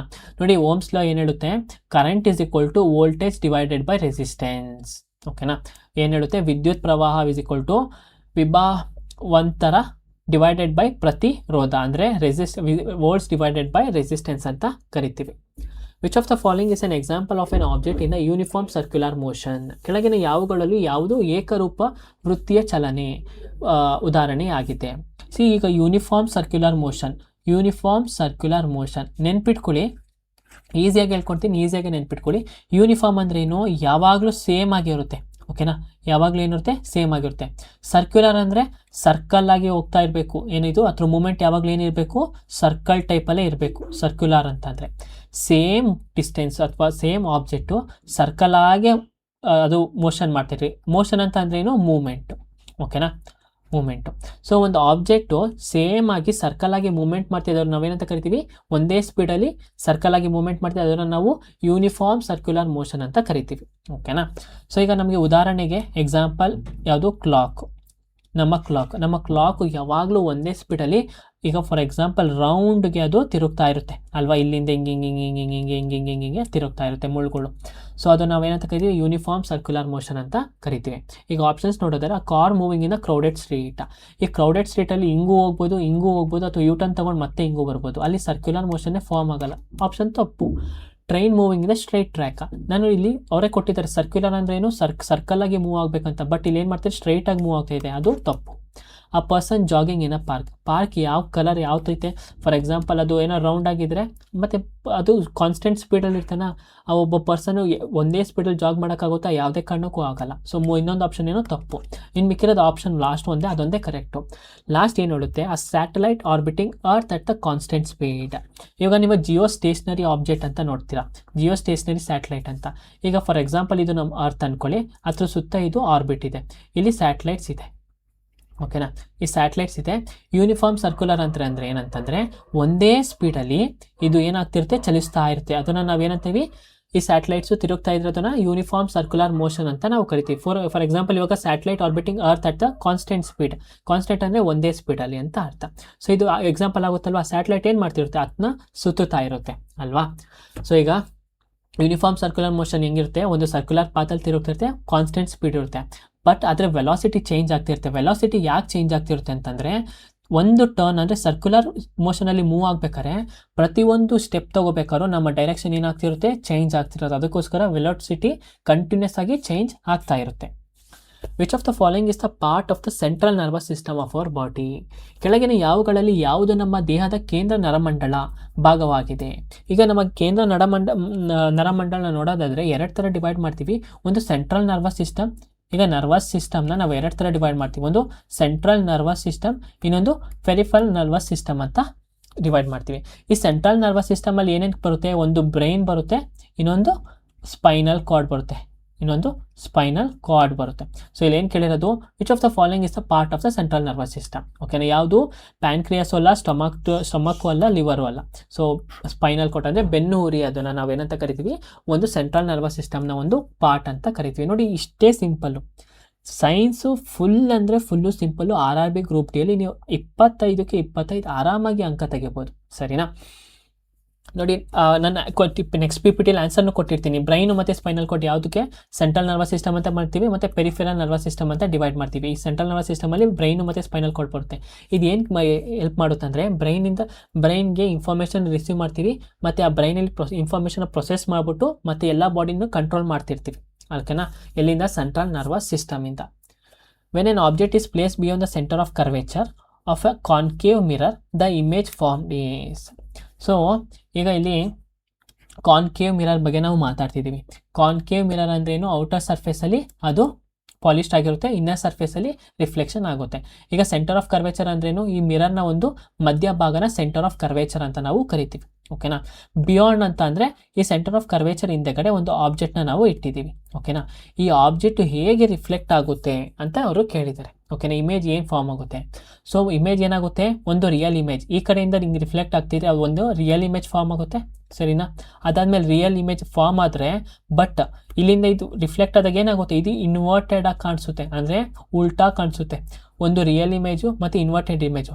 ಮತ್ತು ಇಲ್ಲಿಂದ ಈ ಸೆಂಟರ್ ಆಫ್ ಕರ್ವೇಚರ್ ಇಲ್ಲಿದ್ದಿದ್ರೆ ಸೈಜು ಒಂದೇ ಕಾಣಿಸ್ತಿತ್ತು, ಬಟ್ ದೂರ ಹೋದರೆ ಸೈಜ್ ಏನಂತ ಕಾಣುತ್ತೆ, ಚಿಕ್ಕದಾಗಿ ಕಾಣುತ್ತೆ. ಸೊ ಸೈಜ್ ಏನಾಗುತ್ತೆ, ರೆಡ್ಯೂಸ್ ಆಗುತ್ತೆ. ಸೊ ಇಲ್ಲಿ 3 ಲಕ್ಷಣ ಹೊಂದಿರೋಂಥ ಒಂದು ಆಪ್ಷನ್ ಯಾವುದಪ್ಪ ಅಂತಂದರೆ ವರ್ಚುವಲ್, ಯಾಕಂದರೆ ರಿಯಲ್ ಇಮೇಜೇ ಫಾರ್ಮ್ ಆಗುತ್ತಲ್ಲ ಕಾನ್ಕೇವಲ್ಲಿ. ಸೊ ಕಾನ್ಕೇವಲ್ಲಿ ಏನು ರಿಯಲ್ ಇಮೇಜ್ ಫಾರ್ಮ್ ಆಗುತ್ತೆ, ಇನ್ವರ್ಟೆಡ್ ಮತ್ತು smaller than the object. Same size ಅಂತ ಬಂದಾಗ ಯಾವ್ದು ಸೆಂಟರ್ ಆಫ್ ಕರ್ವೇಚರ್ ಇದೆ, ಅದು ಸೇಮ್ ಸೈಜ್ ಇರುತ್ತೆ. ದೂರ ಇದ್ರೆ ಏನಾಗುತ್ತೆ, ಆಬ್ಜೆಕ್ಟು ಚಿಕ್ಕದಾಗಿ ಕಾಣುತ್ತೆ. So option C will be the answer. ನೋಡಿ, ಇಲ್ಲಿ ಕೊಟ್ಟಿದ್ದೀನಿ, ಇದು ಕಾನ್ಕೇವ್ ಮಿರರ್, ಓಕೆನಾ. ಕಾನ್ಕೇವ್ ಮಿರರಲ್ಲಿ ಈಚೆಗಡೆ ಪಾಲಿಶ್ ರಿಫ್ಲೆಕ್ಷನ್ ಒಳಗಡೆ ಆಗಿರುತ್ತೆ. When the object is place beyond the centre of the curvature, ಇದು ಸೆಂಟರ್ ಆಫ್ ಕರ್ವೇಚರು, ಆಬ್ಜೆಕ್ಟ್ ಇಲ್ಲಿ ಪ್ಲೇಸ್ ಮಾಡಿದ್ದಾರೆ.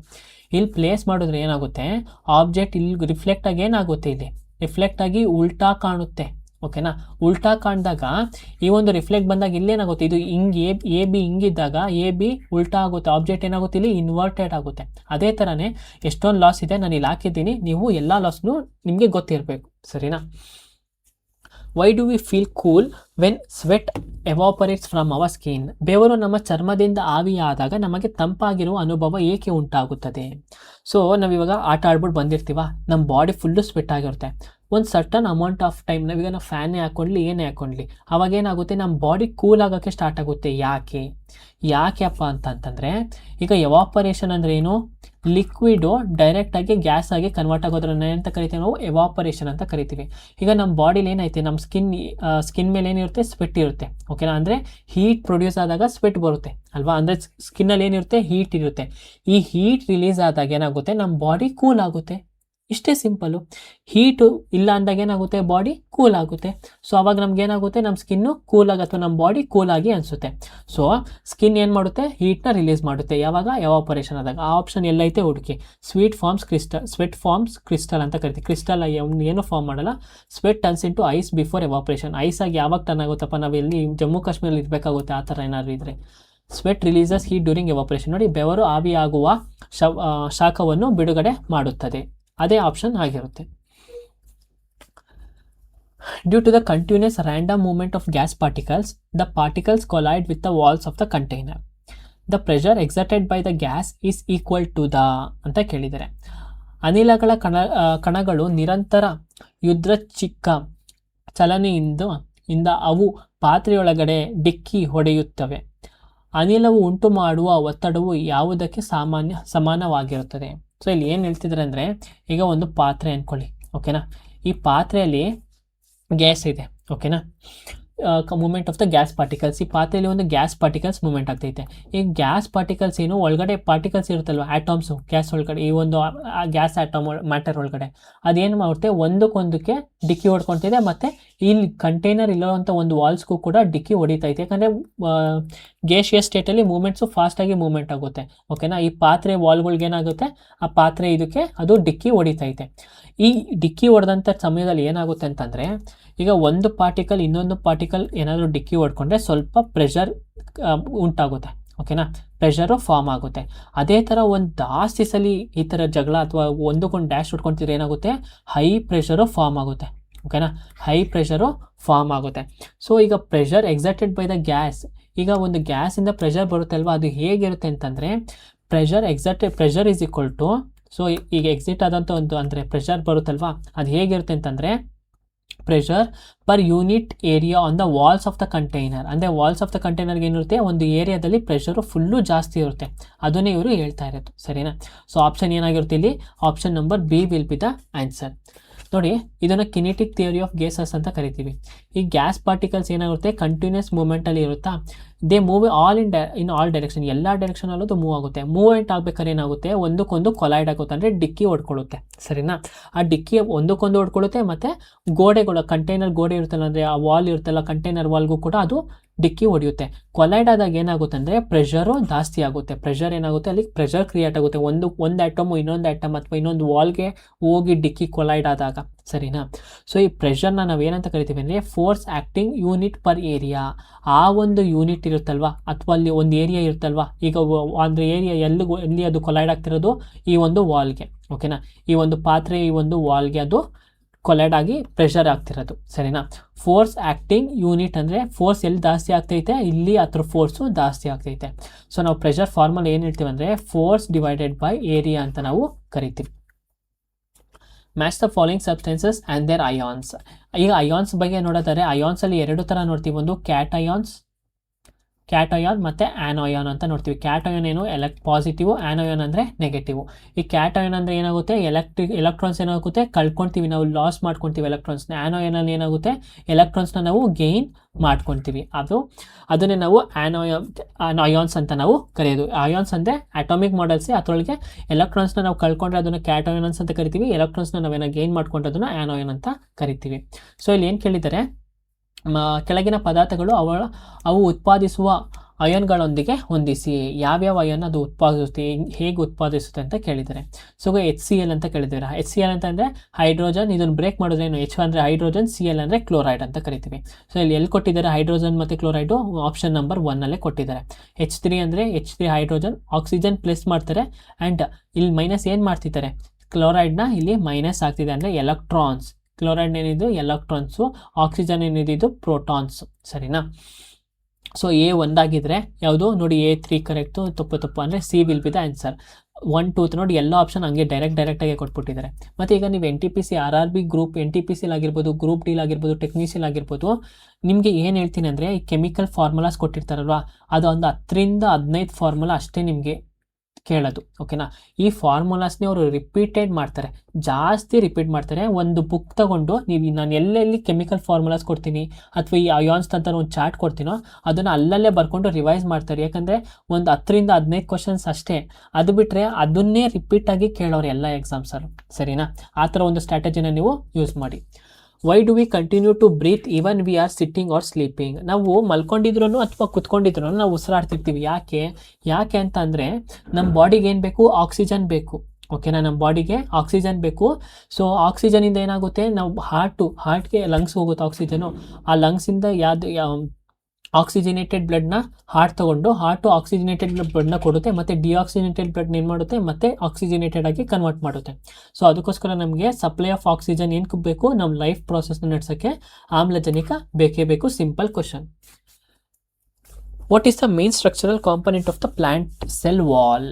ಈಗ ಸೆಲ್ ವಾಲ್ ಅಂತ ಬಂದಾಗ ಸಸ್ಯಕೋಶ ಗೋಡೆಯ ಮುಖ್ಯ ರಚನಾತ್ಮಕ ಘಟಕವು ಯಾವುದು? ಈ ಸಸ್ಯಕೋಶ ಗೋಡೆ ಯಾವ್ದೊಳಗಿರುತ್ತೆ, ಬರೀ ಪ್ಲಾಂಟ್ಸಲ್ಲಿ ಮಾತ್ರ ಇರುತ್ತೆ. ಇಲ್ಲಿ ಬರೀ ಪ್ಲಾಂಟ್ಸಲ್ಲಿ ಮಾತ್ರ ಸೆಲ್ ವಾಲ್ ಇರುತ್ತೆ. ಈ ಸೆಲ್ ವಾಲ್ನ ಏನ್ರಿಂದ ನಾವೇನು ಮಾಡಿರ್ತೀವಿ ಅಂತಂದರೆ ಸೆಲ್ಯುಲೋಸಿಂದ ಮಾಡಿರ್ತೀವಿ. Cell wall is made up of cellulose ಅಂತ ನಾವು ಕರಿತೀವಿ, ಓಕೆನಾ. ಬರೀ ಪ್ಲಾಂಟ್ ಸೆಲ್ಲಲ್ಲಿ ಮಾತ್ರ ಅದು ಫೌಂಡ್ ಆಗೋದು. ಮತ್ತು ಇನ್ನೊಂದು ಪ್ಲಾಂಟ್ ಸೆಲ್ಲಲ್ಲಿ ವ್ಯಾಕ್ಯೂಲ್ ದೊಡ್ಡದಾಗಿರುತ್ತೆ, ಸರಿನಾ. ಈಗ ಚಿಟಿನ್ ಯಾವ್ದ್ರೊಳಗೆ ಫೌಂಡ್ ಆಗಿರುತ್ತೆ, ಕಮೆಂಟಲ್ಲಿ ತಿಳಿಸಿ chitin is a cell wall of which organisms ಅಥವಾ ವಿಚ್ ಸೆಲ್ ಅಂತ. Which of the following statement is not correct? ಕೆಳಗಿನ ಯಾವ ಹೇಳಿಕೆಯು ಸರಿ ಇಲ್ಲ, ನಾಟ್ ಕರೆಕ್ಟ್ ಅಂತ ಕೇಳಿದ್ದಾರೆ. ಅಂದರೆ ನಾಟ್ ಕರೆಕ್ಟ್ ಅಂದರೆ 3 ಸ್ಟೇಟ್ಮೆಂಟ್ ಕರೆಕ್ಟ್ ಕೊಟ್ಟಿರ್ತಾರೆ, 1 ಸ್ಟೇಟ್ಮೆಂಟ್ ತಪ್ಪು ಕೊಟ್ಟಿರ್ತಾರೆ. ಸೌಂಡ್ ಟ್ರಾವೆಲ್ಸ್ ಸ್ಲೋವರ್ ಇನ್ ಗ್ಯಾಸಸ್ ದ್ಯಾನ್ ಇನ್ ಲಿಕ್ವಿಡ್. ಈಗ ಮೊದಲನೇ ಸ್ಟೇಟ್ಮೆಂಟ್ ನೋಡೋದಾದರೆ ಸೌಂಡು ಯಾವ್ದ್ರೊಳಗೆ ಫಾಸ್ಟಾಗಿ ಟ್ರಾವೆಲ್ ಮಾಡುತ್ತೆ, ಈಗ ಫಾಸ್ಟಾಗಿ ಟ್ರಾವೆಲ್ ಮಾಡೋದು ಯಾವುದು, ಸಾಲಿಡಲ್ಲಿ, ಓಕೆನಾ. ಮೀಡಿಯಮಾಗಿ ಟ್ರಾವೆಲ್ ಮಾಡೋದು ಯಾವುದು, ಲಿಕ್ವಿಡಲ್ಲಿ. ಇನ್ನು ಸ್ಲೋ ಆಗಿ ಟ್ರಾವೆಲ್ ಮಾಡೋದು ಟ್ರಾವೆಲ್ ಮಾಡೋದು ಯಾವುದು, ಗ್ಯಾಸಲ್ಲಿ, ಓಕೆನಾ. ಟ್ರಾವೆಲ್ ಮಾಡ್ದಲೇ ಇರೋದು ಅಲ್ಲಿ ನೋ ಅಂತ ಹಾಕಿರ್ತೀನಿ. ಎಲ್ಲಿ ಮಾಡಲ್ಲ ಅಂತಂದರೆ ವ್ಯಾಕ್ಯೂಮಲ್ಲಿ ಅದು ಟ್ರಾವೆಲ್ ಮಾಡಲ್ಲ, ಯಾವುದು, ಸೌಂಡ್, ಓಕೆನಾ. ಸೌಂಡು ವ್ಯಾಕ್ಯೂಮಲ್ಲಿ ಟ್ರಾವೆಲ್ ಮಾಡಲ್ಲ. ಸೊ ಮೊದಲನೇ ಆಪ್ಷನ್ ಏನು, ಸ್ಲೋವರ್ ದೆನ್ ಲಿಕ್ವಿಡ್ಸ್, ಓಕೆ. ಮೊದಲನೇ ಆಪ್ಷನ್ ಕರೆಕ್ಟು.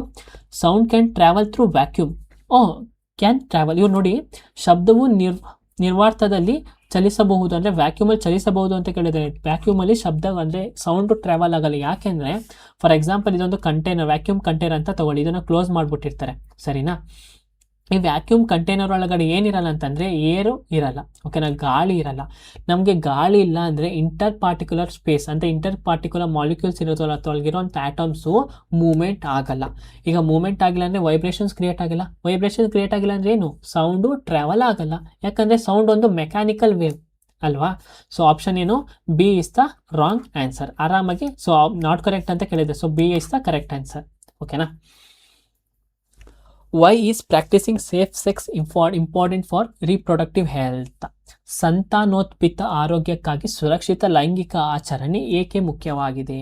ಸೊ ನಾವು ಸೇಫ್ ಸೆಕ್ಸ್ ಅನ್ನೋ ಒಂದು ಆ್ಯಕ್ಟಿವಿಟಿ ಯಾಕೆ ಮಾಡಬೇಕಪ್ಪ ಅಂತಂದರೆ, ಸೊ ನಮಗೆ ಈಗ ನಮ್ಮ ಸೆಕ್ಷುವಲ್ ಆ್ಯಕ್ಟಿವಿಟಿಲಿ ಇನ್ವಾಲ್ವ್ ಆದಾಗ ನಮ್ಮ ಪಾರ್ಟ್ನರ್ಗೆ ಇನ್ ಕೇಸ್ ಏನಾದ್ರು ಒಂದು sexually transmitted disease, for example HIV ಅಥವಾ ಏಡ್ಸ್ ಏನಾದ್ರು ಇದ್ದರೆ ಅದು ನಮಗೂ ಟ್ರಾನ್ಸ್ಮಿಟ್ ಅಂದರೆ ನಮ್ಮ ಬಾಡಿಗೂ ಅದು ಅಟ್ಯಾಕ್ ಅಥವಾ ಟ್ರಾನ್ಸ್ಫರ್ ಆಗೋ ಒಂದು ಚಾನ್ಸಸ್ ಜಾಸ್ತಿ ಇರುತ್ತೆ.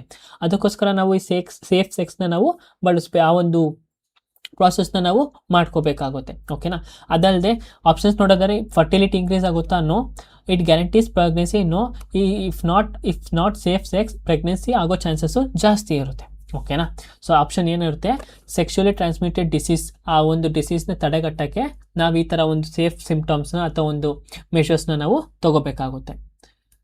Which of the following is the smallest alkane that form a stable ring? ಈ ಆಲ್ಕೇನ್ ಅಂದರೆ ಏನು, ಹೈಡ್ರೋಕಾರ್ಬನ್ಸ್, ಓಕೆನಾ. ಈ ಆಲ್ಕೇನಲ್ಲಿ 2 ಥರ ಇರುತ್ತೆ. ಇನ್ನೊಂದು ಏನಂತಂದರೆ, ಫಸ್ಟು ಆಲ್ಕೇನಲ್ಲಿ ಒಂದು ಸ್ಟ್ರೇಟ್ ಚೈನ್ ಆಲ್ಕೇನ್ ಅಂತ ಕರಿತೀವಿ, ಇನ್ನೊಂದು ಸೈಕ್ಲೋ ಆಲ್ಕೇನ್ ಅಂತ ಕರಿತೀವಿ, ಓಕೆನಾ. Alkanes are the hydrocarbons containing only single carbon to carbon bonds ಅಂತ ಕರಿತೀವಿ. ಈಗ ಆಲ್ಕೇನ್ಸಲ್ಲಿ ನಾನು ಹೇಳಿದೆ ಸ್ಟ್ರೈಟ್ ಚೈನ್ ಆಲ್ಕೇನ್ ಅಂತ ಕರಿತೀವಿ. ಸ್ಟ್ರೈಟ್ ಚೈನ್ ಆಲ್ಕೇನ್ ಅಂತಂದರೆ ಯಾವುದು, ಮೀಥೇನ್, ಮೀಥೇನ್, ಈಥೇನ್ ಇದೆಲ್ಲ ಸ್ಟ್ರೈಟ್ ಚೈನ್ ಆಲ್ಕೇನ್ ಅಂತ ಕರಿತೀವಿ. ಈ ರಿಂಗ್ ಚೈನ್ ಅಥವಾ ಆಲ್ಕೇನ್ ಅಂತ ಕರಿತೀವಿ, ಅಥವಾ ಸೈಕ್ಲೋ ಚೈನ್ ಆಲ್ಕೇನ್ ಅಂತ ಕರಿತೀವಿ. ಅದನ್ನು ಏನಂತ ಕರಿತೀವಿ ನಾವು? ಸೈಕ್ಲೋಪ್ರೋಪೇನ್. ಅದೊಂದು ಸ್ಮಾಲೆಸ್ಟ್ ಆಲ್ಕೇನ್ ಅಂತ ಕರಿತೀವಿ. ಓಕೆನಾ, ಸೈಕ್ಲೋ ಆಲ್ಕೈನ್ಸ್ ಅಂತ ಕರಿತೀವಿ. ಅದು ರಿಂಗ್ ಆಲ್ಕೈನ್ಸ್ ಅಂತಲೂ ನಾವು ಕರಿತೀವಿ, ಯಾಕಂದರೆ ರಿಂಗ್ ಆಕಾರದಲ್ಲಿ ತನ್ನ ಒಂದು ಬಾಂಡ್ಸ್ಗಳು ಅರೇಂಜ್ ಆಗಿರುತ್ತೆ. ಈ ಸೈಕ್ಲೋಪ್ರೋಪೇನ್, ಸೈಕ್ಲೋಬ್ಯೂಟೇನ್, ಸೈಕ್ಲೋಪೆಂಟೇನ್ ಇವಿಷ್ಟೊತ್ತರೊಳಗೆ ಸ್ಮಾಲೆಸ್ಟ್ ಆಲ್ಕೈನ್ ಯಾವುದಪ್ಪ ಅಂತಂದರೆ ಸೈಕ್ಲೋಪ್ರೋಪೇನ್, C3H6 ಅಂತ ನಾವು ಕರಿತೀವಿ. ಓಕೆನಾ, ಕಾರ್ಬನ್ದು 3 ಎಲಿಮೆಂಟ್ಸು, H2 6 ಅಂದರೆ ಹೈಡ್ರೋಜನ್ 6 ಎಲಿಮೆಂಟ್ಸ್ ಅಂತ ಕರಿತೀವಿ. ನೋಡಿ, ಸಿಂಪಲ್. ಅವರು 3 ಇಲ್ಲಿ ಮೀಥೈನು, ಪ್ರೋಪೈನು, ಮೀಥೈನು, ಈ 3 ಏನು ಸಿಂಗಲ್ ಚೈನ್ ಆಲ್ಕೈನ್ ಅಂತ ಕರಿತೀವಿ, ಸ್ಟ್ರೈಟ್ ಚೈನ್ ಆಲ್ಕೈನ್ ಅಂತ ಕರಿತೀವಿ. ಅಂದರೆ ಹಿಂಗೆ ಫಾರ್ಮ್ ಆಗೋದು. ಫಾರ್ ಎಕ್ಸಾಂಪಲ್ ಹೇಗೆ ಅಂತಂದರೆ ಅದು CH4 ಅಂತ ಐತಲ್ವ ಮೀಥೈನು. CH4 ಅಂದರೆ ಒಂದು ಕಾರ್ಬನ್ನು, ಆಯಿತಾ. ಅದಾದಮೇಲೆ ನೆಕ್ಸ್ಟ್ ಯಾವುದು ನೋಡಿ ಹೇಗೆ ಅರೇಂಜ್ ಆಗಿರುತ್ತಂತಪ್ಪ ಅಂದರೆ, ಇದು ಕಾರ್ಬನ್ನು H4, CH4 ಅಂದರೆ ಎಷ್ಟು ಇರುತ್ತೆ, ಹೈಡ್ರೋಜನ್ ಎಷ್ಟು ಐತೆ, H H H H. ಇದನ್ನು ನಾವೇನಂತ ಕರಿತೀವಿ? ಸ್ಟ್ರೈಟ್ ಆಲ್ಕೈನ್ ಅಂತ ಕರಿತೀವಿ. ಆದರೆ ಸೈಕ್ಲೋಪ್ರೋಪೈನ್ ಹಂಗಲ್ಲ, C3H6 ಅಂತ. ಈಗ C ಹಿಂಗೆ ಹಿಂಗೆ ಹಿಂಗೆ ಇರುತ್ತಾ? ಅದಾದಮೇಲೆ H ಹೆಂಗಿರುತ್ತೆ? H 1 2 3 4 5 6 ಅಂದರೆ ಇಲ್ಲೇನೋ ಸೈಕಲ್ ಥರ ಐತಲ್ವ, ಅದಕ್ಕೆ ನಾವು ಸೈಕ್ಲೋಪ್ರೋಪೈನ್ ಅಂತ ಕರಿತೀವಿ. ಅದು ಸೈಕ್ಲೋ ಆಲ್ಕೈನ್ಸ್ ಅಂತ ನಾವು ಅದನ್ನು ಕರಿತೀವಿ. ಸ್ಮಾಲೆಸ್ಟ್ ಅಥವಾ ಲೀಸ್ಟ್ ಆಲ್ಕೈನ್ ಯಾವುದು ಅಂತಂದರೆ ಸೈಕ್ಲೋಪ್ರೋಪೈನ್ ಅಂತ ಕರಿತೀವಿ. What will be the potential energy of a block of the mass 30 kg kept at a height of 20 meter? ಈಗ ಏನರ ಬಗ್ಗೆ ಕೇಳ್ತಿದ್ರೆ, what will be the potential energy. Potential energy formula ಏನು? PE, potential energy is equal to ಒಂದು mass, ಓಕೆನಾ, mass into gravity, acceleration due to gravity ಅಂತ ಕರಿತೀವಾ, plus height. ಇದು ಫಾರ್ಮುಲಾ ಯೂಸ್ ಮಾಡಿದ್ರೆ ನಮಗೆ ಆನ್ಸರ್ ಸಿಗುತ್ತೆ, ಸರಿನಾ. ನೀವು ಕ್ವಶನ್ ಬರೀ ಮಾಡಬೇಕಾದ್ರೂ ಅಷ್ಟೇ ಫಾರ್ಮುಲಾನ ಯೂಸ್ ಮಾಡಿ, ಸರಿನಾ. ಯೂಸ್ ಮಾಡಿದಾಗ ಏನಾಗುತ್ತೆ, ನಿಮಗೆ ಈಸಿ ಆಗುತ್ತೆ. ಈಗ ಮಾಸ್ ಎಷ್ಟು ಕೊಟ್ಟಿದ್ದಾರೆ? 30 ಕೊಟ್ಟಿದ್ದಾರೆ, ಓಕೆನಾ. ಮಾಸು 30 ಕೊಟ್ಟಿದ್ದಾರೆ. ಆಕ್ಸಿಲರೇಷನ್ ಡ್ಯೂ ಟು ಗ್ರಾವಿಟಿ ಕೊಟ್ಟಿಲ್ಲ, ಡೈರೆಕ್ಟ್ ಹೈಟ್ ಕೊಟ್ಬಿಟ್ಟಿದ್ದಾರೆ. ಆಕ್ಸಿಲರೇಷನ್ ಡ್ಯೂ ಟು ಕೊಟ್ಟಿಲ್ಲ ಅಂತ ಏನು ಮಾಡೋದು, ತಗೊಳ್ಳೋದೇನಿಲ್ಲ. ಸೊ ಹೈಟ್ ಎಷ್ಟಿದೆ? 20 ಮೀಟರ್ ಇದೆ. ಸೊ ಪೊಟೆನ್ಷಿಯಲ್ ಎನರ್ಜಿ ಎಷ್ಟಾಗುತ್ತಂತಂದರೆ 3 2 6 00. So potential energy is equal to 600 joule ಅಂತ ನಾವು ಕರಿತೀವಿ. ಈಸಿ ಅಲ್ವಾ? ಎಷ್ಟು ಈಸಿ ಅಲ್ವಾ? The emergence of the new plant from a seed under the favorable environment conditions is termed as. ಅನುಕೂಲಕರ ಪರಿಸರ ಪರಿಸ್ಥಿತಿ ಅಲ್ಲಿ ಬೀಜದಿಂದ ಹೊಸ ಸಸ್ಯವು ಹೊರಬರುವ ಪ್ರಕ್ರಿಯೆಯನ್ನು ಡ್ಯಾಶ್ ಎಂದು ಕರೆಯಲಾಗುತ್ತದೆ. ಸೊ ನಾವಿವಾಗ ನೋಡ್ಬೋದು, ಈಗ ಒಂದು ಬೀಜ ಅಂದ್ಕೊಳ್ಳಿ, ಈಗ ಫಾರ್ ಎಕ್ಸಾಂಪಲ್ ಇದು ಕಡಲೆಕಾಳು ಅಂದ್ಕೊಳ್ಳಿ, ಈಗ ಮೊಳಕೆ ಹೊಡೆಯೋಕ್ಕೆ ಶುರು ಆಗುತ್ತೆ, ಓಕೆನಾ. ಆ ಮೊಳಕೆ ಹೊಡೆಯೋಕ್ಕೆ ಶುರುವಾದ ಒಂದು ಪ್ರಾಸೆಸ್ ನಾವು ಏನಂತ ಕರಿತೀವಿ? ಸೀಡ್ಸು ಜರ್ಮಿನೇಟ್ ಆಗ್ತೈತೆ ಅಂತ ಕರಿತೀವಿ. ಏನಾಗ್ತೈತೆ? ಜರ್ಮಿನೇಷನ್ ಅಂತ ನಾವು ಅದನ್ನು ಕರಿತೀವಿ, ಅಂಕುಕರಣ ಅಂತ ಕರಿತೀವಿ. ನೀವೆಲ್ಲರೂ ನೋಡಿರ್ತೀರ, ಮೊಳಕೆ ಕಟ್ ಸಾರನ್ನ ತಿಂದಿರ್ತೀರ, ಕಾಳು ಸಾರು ಅಂತ ಕರಿತೀವಿ. ಅಥವಾ ಮಾರ್ನಿಂಗು ನೀವು ಕಡಲೆಕಾಳನ್ನ ನೆನೆಸಿಕ್ಕಿ ಅದನ್ನು ತಿಂತಿರ್ತೀರ, ಮೊಳಕೆ ಕಟ್ ಕಾಳುಗಳನ್ನ ನೀವು ಮಾರ್ನಿಂಗು ನೆನೆಸಿಕ್ಕಿ ತಿಂತಿರ್ತೀರ. ಸೊ ಅದೇ ಒಂದು ಪ್ರಾಸೆಸ್ನ ನಾವು ಇಲ್ಲಿ ಕೇಳಿರೋದು. ಒಂದು ಮೊಳಕೆ ಏನಾದರೂ ಒಂದು ಸೀಡಿಂದ ಮೊಳಕೆ ಬರ್ತಿದ್ರೆ ಅದರೊಳಗೆ ಬೇರೆ ಒಂದು ಪ್ಲ್ಯಾಂಟ್ ಅಥವಾ ಆ ಒಂದು ಪ್ಲ್ಯಾಂಟು ಒಂದು ಬೆಳೆಯುತ್ತೆ ಅಂತ ಒಂದು ಚಾನ್ಸಸ್ಸು ಜಾಸ್ತಿ ಇರುತ್ತೆ ಅಂತ ಅರ್ಥ. ಆ ಒಂದು ಪ್ರೊಸೆಸ್ ನಾವು ಜರ್ಮಿನೇಷನ್ ಅಂತ ಕರಿತೀವಿ, ಸರಿನಾ. ನೋಡಿ, ನಾವು ಕೆಮಿಸ್ಟ್ರಿ ಆಗಿರ್ಬೋದು, ಫಿಸಿಕ್ಸ್ ಆಗಿರ್ಬೋದು, ಬಯಾಲಜಿ ಆಗಿರ್ಬೋದು, ನಾವು ಪ್ರಾಕ್ಟಿಕಲ್ ರೀತಿಯಾಗಿ ನೆನ್ಪಿಟ್ಕೋಬೇಕು, ಪ್ರಾಕ್ಟಿಕಲ್ ಆಗಿ ಯೋಚನೆ ಮಾಡಬೇಕು. ಸೊ ನಮ್ಮ ರಿಯಲ್ ಲೈಫ್ ಎಕ್ಸ್ಪೀರಿಯೆನ್ಸಲ್ಲಿ ನಾವು ಎಕ್ಸ್ಪೀರಿಯೆನ್ಸ್ ಮಾಡಬೇಕು. ಓ ಹಿಂಗಿದೆ, ಇದೇ ಥರ ಇದೆ ಅಂತ, ಅದನ್ನೇ ನಾವು ಸೈನ್ಸ್ ಅಂತ ಕರೆಯೋದು, ಓಕೆನಾ. ಸೊ ಇಲ್ಲಿಗೆ ನಾವು ಒಂದು 25 ಕ್ವಶನ್ಸ್ನ ನಾವು ಕಂಪ್ಲೀಟಾಗಿ ಮಾಡಿದ್ದೀವಿ. ಸೊ 500 ಕ್ವಶನ್ಸ್ ಮಾಡಬೇಕಂತ ನಮ್ಮ ಟಾರ್ಗೆಟು. ಟಾಪ್ 500 ಕ್ವಶನ್ಸಿಂದ ನೀವು ಮಾಡಿದ್ರೆ ನಿಮ್ಗೆ ಕಂಪ್ಲೀಟಾಗಿ 25 ಔಟ್ ಆಫ್ 25 ಈ ಒಂದು ಟಾರ್ಗೆಟ್ ನಮ್ಮದು ಆಗಿರುತ್ತೆ, ಸರಿನಾ. ಕ್ಲಾಸ್ ಇಷ್ಟ ಆದರೆ ದಯವಿಟ್ಟು ಸಬ್ಸ್ಕ್ರೈಬ್ ಮಾಡಿ, ಲೈಕ್ ಮಾಡಿ, ಎಲ್ಲ ನಿಮ್ಮ ಫ್ರೆಂಡ್ಸ್ಗಳಿಗೂ ಶೇರ್ ಮಾಡಿ. ಇನ್ನು ಮುಂದೆ ಪ್ರತಿ ದಿನ 5 ಗಂಟೆಗೆ ನಾನು ನಿಮ್ಮ ಜೊತೆ ಸಿಗ್ತಿರ್ತೀನಿ, ಓಕೆನಾ. ಸೊ ನಾಳೆ ಸಿಗ್ತೀನಿ. Until then take care, bye. ಮತ್ತು ರಿವಿಷನ್, ಕಂಟಿನ್ಯೂಸ್ ರಿವಿಷನ್. ಫಾರ್ಮುಲಾ ಏನಂದರೆ ಸೊ ನಿಮಗೆ ಒಳ್ಳೆ ಗುಡ್ ಮಾರ್ಕ್ಸ್ ಬರಬೇಕಂತಂದರೆ ಒಂದೇ ಫಾರ್ಮುಲಾ ಇರೋದು, ಓಕೆನಾ. Good marks is equal to learning plus continuous revision plus ಇನ್ನೊಂದೇನು ಇದು ಇನ್ನೊಂದು ಅಂದರೆ ಟೆಸ್ಟ್, ಮಾಕ್ ಟೆಸ್ಟ್ ಅಂತ ಕರಿತೀವಿ, ಓಕೆನಾ. ಮಾಕ್ ಟೆಸ್ಟ್ನ ನೀವು ತಗೋಬೇಕಾಗುತ್ತೆ. ಅದು ಮಾಕ್ ಟೆಸ್ಟ್ ಯಾವ್ದು ತಗೊಳ್ತೀರಾ ಅಂದರೆ PYQ ಮಾಕ್ ಟೆಸ್ಟ್ನೇ ತಗೋಬೇಕಾಗುತ್ತೆ, ಸರಿನಾ. ನಿಮಗೆ ಒಳ್ಳೆ ಮಾರ್ಕ್ಸ್ ಬರಬೇಕಂದ್ರೆ ಒಂದು ಓದಬೇಕು, ಅದನ್ನು ಕಂಟಿನ್ಯೂಸ್ ಆಗಿ ರಿವಿಷನ್ ಮಾಡ್ತಾ ಇರಬೇಕು, ಒಂದು ಮಾಕ್ ಟೆಸ್ಟ್ನ ನೀವು ಏನು ಮಿಸ್ಟೇಕ್ ಮಾಡ್ತಿದ್ದೀರಾ, ನೀವು ಯಾವ ಪೊಸಿಷನ್ಲಿದೆ ಅಂತ ಒಂದು ಟೆಸ್ಟ್ ಮಾಡ್ಕೊಳ್ಳೋಕ್ಕೆ ನೀವು ಮಾಕ್ ಟೆಸ್ಟ್ನ ತಗೋಬೇಕು. ಇದಿಷ್ಟು ಫಾರ್ಮುಲಾನೇ, ಇದೊಂದೇ ಫಾರ್ಮುಲಾನೇ ನೀವು ಫಾಲೋ ಮಾಡಿ, ನಿಮಗೆ ಡೆಫಿನೆಟ್ಲಿ ಒಳ್ಳೆ ಮಾರ್ಕ್ಸ್ ಸಿಕ್ಕೇ ಸಿಗುತ್ತೆ. ಓಕೆನಾ. So thank you everyone, meet you in the next lecture.